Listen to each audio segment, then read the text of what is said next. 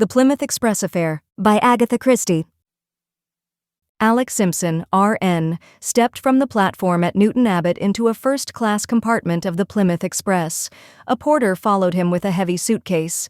He was about to swing it up to the rack, but the young sailor stopped him. "No, leave it on the seat. I'll put it up later. Here you are." "Thank you, sir." The porter, generously tipped, withdrew. Doors banged.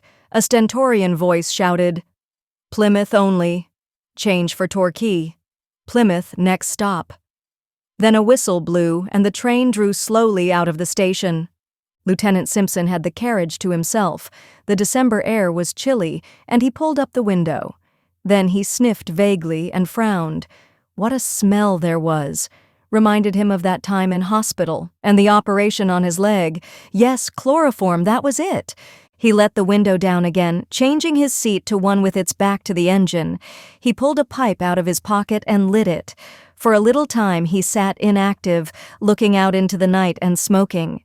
At last he roused himself, and opening the suitcase, took out some papers and magazines, then closed the suitcase again and endeavored to shove it under the opposite seat, without success. Some hidden obstacle resisted it. He shoved harder with rising impatience, but it still stuck out halfway into the carriage. "Why the devil won't it go in?" he muttered, and hauling it out completely, he stooped down and peered under the seat. A moment later, a cry rang out into the night, and the great train came to an unwilling halt in obedience to the imperative jerking of the communication cord. "Mon ami," said Poirot, "you have, I know, been deeply interested in this mystery of the Plymouth Express. Read this."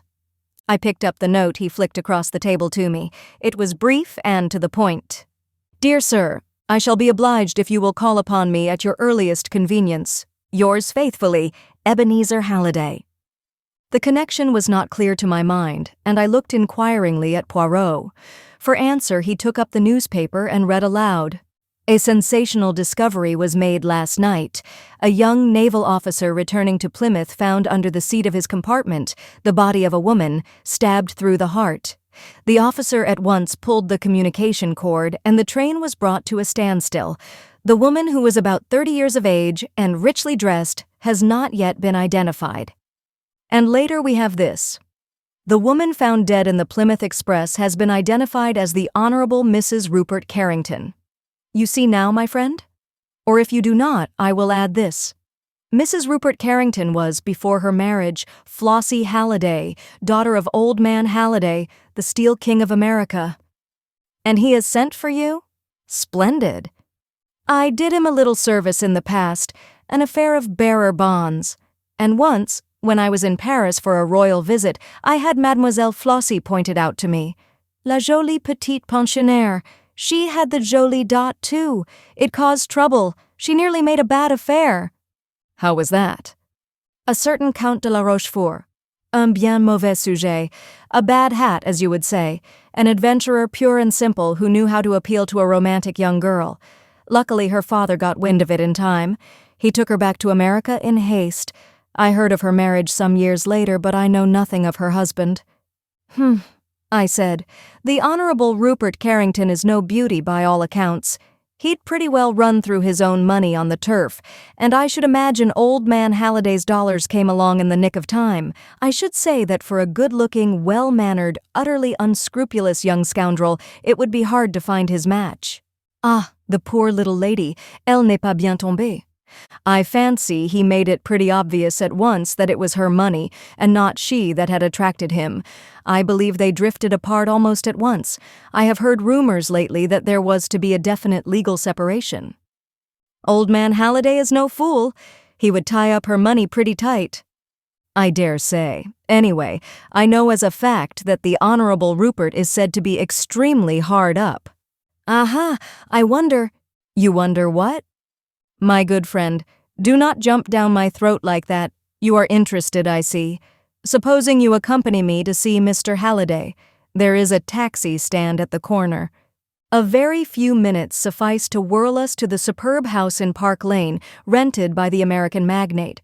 We were shown into the library, and almost immediately we were joined by a large, stout man with piercing eyes and an aggressive chin.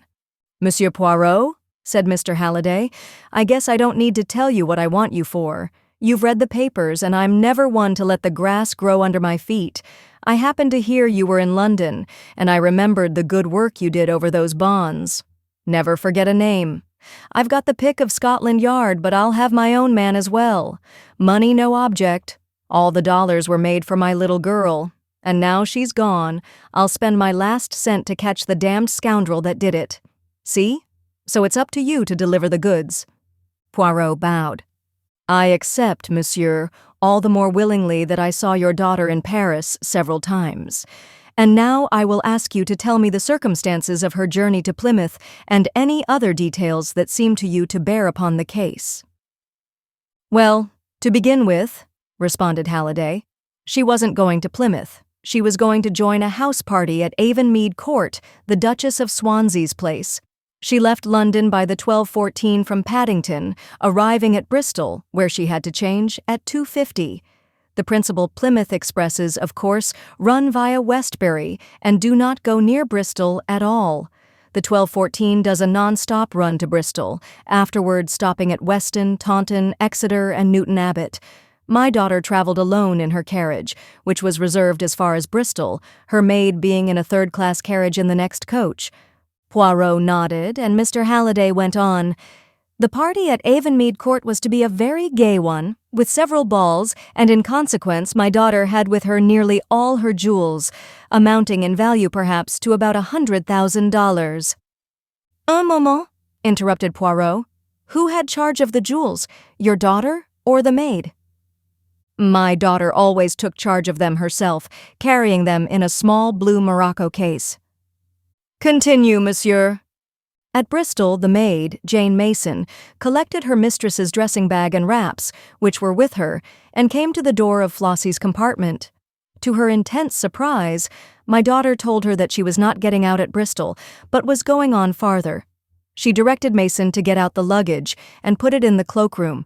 She could have tea in the refreshment room, but she was to wait at the station for her mistress, who would return to Bristol by an up train in the course of the afternoon. The maid, although very much astonished, did as she was told. She put the luggage in the cloakroom and had some tea, but up train after up train came in, and her mistress did not appear. After the arrival of the last train, she left the luggage where it was and went to a hotel near the station for the night. This morning she read of the tragedy and returned to town by the first available train." "Is there nothing to account for your daughter's sudden change of plan?" "Well, there is this. According to Jane Mason, at Bristol, Flossie was no longer alone in her carriage. There was a man in it who stood looking out of the farther window so that she could not see his face." "The train was a corridor one, of course?" "Yes." "Which side was the corridor?" "On the platform side. My daughter was standing in the corridor as she talked to Mason." "And there is no doubt in your mind— Excuse me!" He got up and carefully straightened the inkstand, which was a little askew. "Je vous demande pardon," he continued, reseating himself. "It affects my nerves to see anything crooked. Strange, is it not? I was saying, monsieur, that there is no doubt in your mind as to this probably unexpected meeting being the cause of your daughter's sudden change of plan." "It seems the only reasonable supposition. You have no idea as to who the gentleman in question might be?" The millionaire hesitated for a moment, and then replied, "No, I do not know at all." "Now, as to the discovery of the body?" "It was discovered by a young naval officer who at once gave the alarm. There was a doctor on the train. He examined the body. She had been first chloroformed and then stabbed. He gave it as his opinion that she had been dead about 4 hours, so it must have been done not long after leaving Bristol. Probably between there and Weston, possibly between Weston and Taunton." "And the jewel case?" "The jewel case, Monsieur Poirot, was missing." "One thing more, monsieur. Your daughter's fortune. To whom does it pass at her death?" "Flossie made a will soon after her marriage, leaving everything to her husband." He hesitated for a minute and then went on. "I may as well tell you, Monsieur Poirot, that I regard my son-in-law as an unprincipled scoundrel, and that, by my advice, my daughter was on the eve of freeing herself from him by legal means. No difficult matter. I settled her money upon her in such a way that he could not touch it during her lifetime, but although they have lived entirely apart for some years, she has frequently acceded to his demands for money, rather than face an open scandal. However, I was determined to put an end to this, and at last Flossie agreed, and my lawyers were instructed to take proceedings. "And where is Monsieur Carrington?" "In town. I believe he was away in the country yesterday, but he returned last night." Poirot considered a little while. Then he said, "I think that is all, monsieur." "You would like to see the maid, Jane Mason?" "If you please." Halliday rang the bell and gave a short order to the footman. A few minutes later, Jane Mason entered the room, a respectable, hard-featured woman, as emotionless in the face of tragedy as only a good servant can be. "You will permit me to put a few questions? Your mistress, she was quite as usual before starting yesterday morning? Not excited or flurried?" "Oh, no, sir." "But at Bristol she was quite different?" "Yes, sir, regular upset. So nervous she didn't seem to know what she was saying." "What did she say exactly?"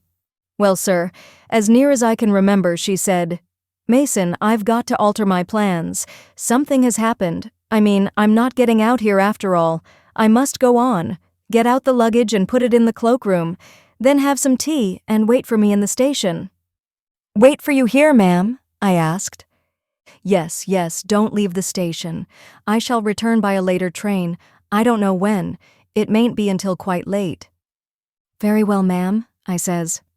It wasn't my place to ask questions, but I thought it very strange. "It was unlike your mistress, eh?" "Very unlike her, sir." "What did you think?" "Well, sir, I thought it was to do with the gentleman in the carriage. She didn't speak to him, but she turned round once or twice as though to ask him if she was doing right." "But you didn't see the gentleman's face?" "No, sir. He stood with his back to me all the time." "Can you describe him at all?" "He had on a light fawn overcoat and a traveling cap. He was tall and slender-like, and the back of his head was dark." "You didn't know him?" "Oh, no, I don't think so, sir." "It was not your master, Mr. Carrington, by any chance?" Mason looked rather startled. "Oh, I don't think so, sir." "But you are not sure?" "It was about the master's build, sir, but I never thought of it being him. We so seldom saw him. I couldn't say it wasn't him." Poirot picked up a pin from the carpet and frowned at it severely. Then he continued, "Would it be possible for the man to have entered the train at Bristol before you reached the carriage?" Mason considered. "Yes, sir. I think it would. My compartment was very crowded, and it was some minutes before I could get out. And then there was a very large crowd on the platform, and that delayed me too. But he'd only have had a minute or two to speak to the mistress that way. I took it for granted that he'd come along the corridor." "That is more probable, certainly." He paused, still frowning. "You know how the mistress was dressed, sir?" "The papers give a few details, but I would like you to confirm them." "She was wearing a white fox fur toque, sir, with a white spotted veil, and a blue frieze coat and skirt, the shade of blue they call electric." Rather striking." "Yes," remarked Halliday. "Inspector Japp is in hopes that that may help us to fix the spot where the crime took place. Anyone who saw her would remember her." "Précisément. Merci, mademoiselle." The maid left the room. "Well," Poirot got up briskly, "that is all I can do here, except, monsieur, that I would ask you to tell me everything, but everything." "I have done so." "You are sure?" "Absolutely." "Then there is nothing more to be said. I must decline the case." "Why?" "Because you have not been frank with me." "I assure you." "No, you are keeping something back." There was a moment's pause, and then Halliday drew a paper from his pocket and handed it to my friend. "I guess that's what you're after, Monsieur Poirot, though how you know about it fairly gets my goat." Poirot smiled and unfolded the paper. It was a letter written in thin, sloping handwriting. Poirot read it aloud. "Chère Madame, it is with infinite pleasure that I look forward to the felicity of meeting you again. After your so amiable reply to my letter, I can hardly restrain my impatience. I have never forgotten those days in Paris. It is most cruel that you should be leaving London tomorrow. However, before very long, and perhaps sooner than you think, I shall have the joy of beholding once more the lady whose image has ever reigned supreme in my heart. Believe, chère madame, all the assurances of my most devoted and unaltered sentiments, Armand de la Rochefort. Poirot handed the letter back to Halliday with a bow. I fancy, monsieur, that you did not know that your daughter intended renewing her acquaintance with the Count de la Rochefort. It came as a thunderbolt to me. I found this letter in my daughter's handbag. As you probably know, Monsieur Poirot, this so-called Count is an adventurer of the worst type. Poirot nodded. But what I want to know is how you knew of the existence of this letter. My friend smiled. Monsieur, I did not. But to track footmarks and recognize cigarette ash is not sufficient for a detective. He must also be a good psychologist. I knew that you disliked and mistrusted your son-in-law. He benefits by your daughter's death. The maid's description of the mysterious man bears a sufficient resemblance to him, yet you are not keen on his track. Why? Surely because your suspicions lie in another direction. Therefore, you were keeping something back. You're right, Monsieur Poirot. I was sure of Rupert's guilt until I found this letter. It unsettled me horribly. Yes, the Count says, before very long, and perhaps sooner than you think. Obviously, he would not want to wait until you should get wind of his reappearance. Was it he who traveled down from London by the 12:14 and came along the corridor to your daughter's compartment? The Count de la Rochefort is also, if I remember rightly, tall and dark. The millionaire nodded. Well, monsieur, I will wish you good day. Scotland Yard has, I presume, a list of the jewels? Yes, I believe Inspector Japp is here now if you would like to see him. Japp was an old friend of ours and greeted Poirot with a sort of affectionate contempt. And how are you, monsieur? No bad feeling between us, though we have got our different ways of looking at things. How are the little grey cells, eh? Going strong? Poirot beamed upon him. They function, my good Japp. Assuredly they do. Then that's all right. Think it was the Honorable Rupert or a crook. We're keeping an eye on all the regular places, of course. We shall know if the shiners are disposed of, and of course whoever did it isn't going to keep them to admire their sparkle. Not likely. I'm trying to find out where Rupert Carrington was yesterday. Seems a bit of a mystery about it. I've got a man watching him. A great precaution, but perhaps a day late, suggested Poirot gently. You always will have your joke, Monsieur Poirot. Well, I'm off to Paddington. Bristol, Weston, Taunton, that's my beat.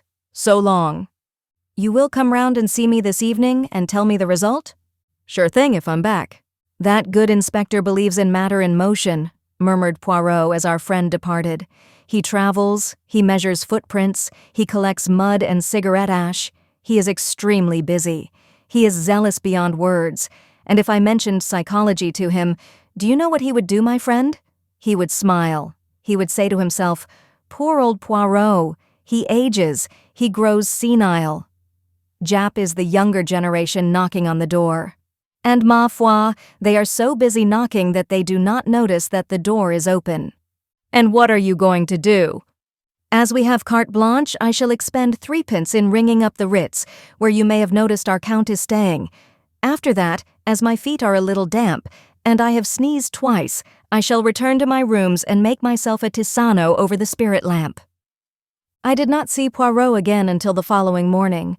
I found him placidly finishing his breakfast. Well? I inquired eagerly. What has happened? Nothing. But Japp? I have not seen him. The Count? He left the Ritz the day before yesterday. The day of the murder? Yes. Then that settles it. Rupert Carrington is cleared. Because the Count de la Rochefort has left the Ritz? You go too fast, my friend.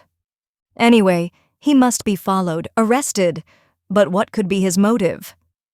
$100,000 worth of jewelry is a very good motive for anyone. No, the question to my mind is, why kill her? Why not simply steal the jewels? She would not prosecute. Why not? Because she is a woman, mon ami. She once loved this man. Therefore she would suffer her loss in silence. And the Count, who is an extremely good psychologist where women are concerned, hence his successes, would know that perfectly well.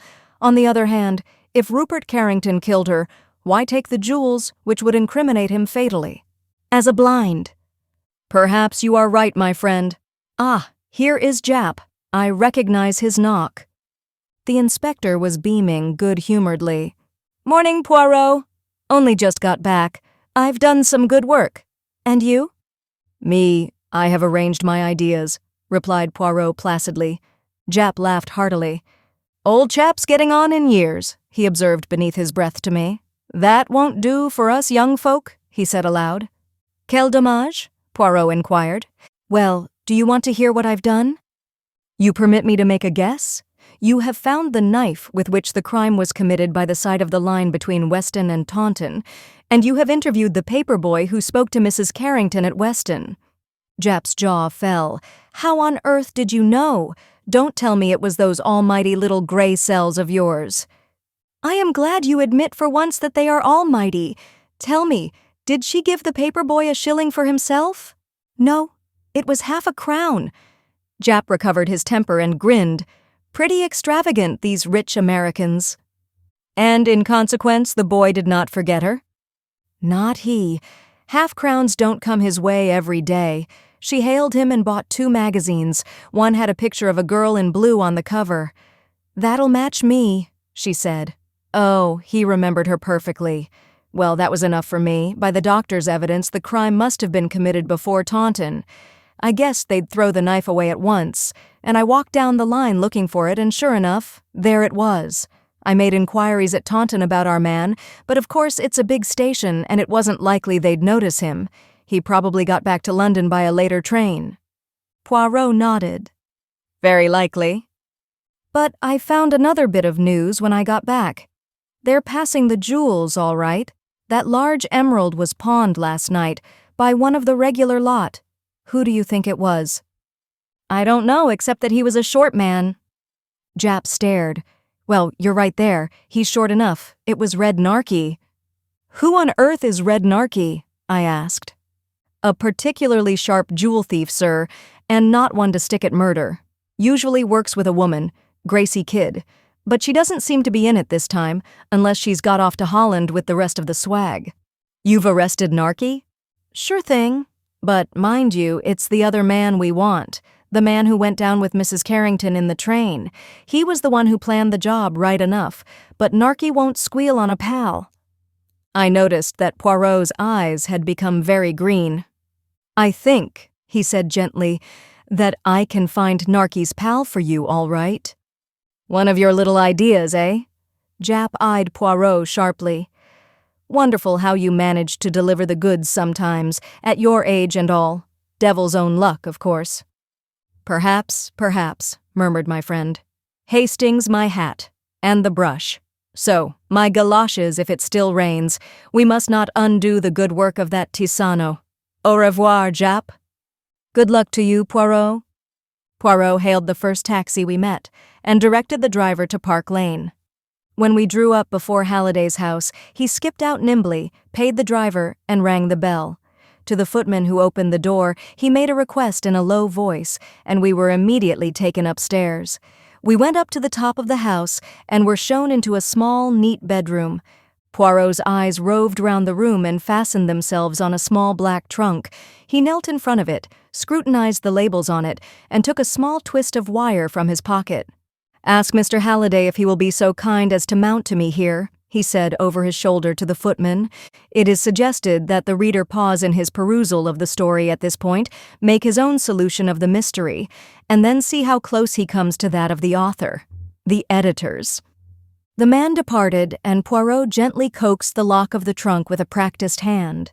In a few minutes the lock gave, and he raised the lid of the trunk. Swiftly he began rummaging among the clothes it contained, flinging them out on the floor. There was a heavy step on the stairs, and Halliday entered the room. "What in hell are you doing here?"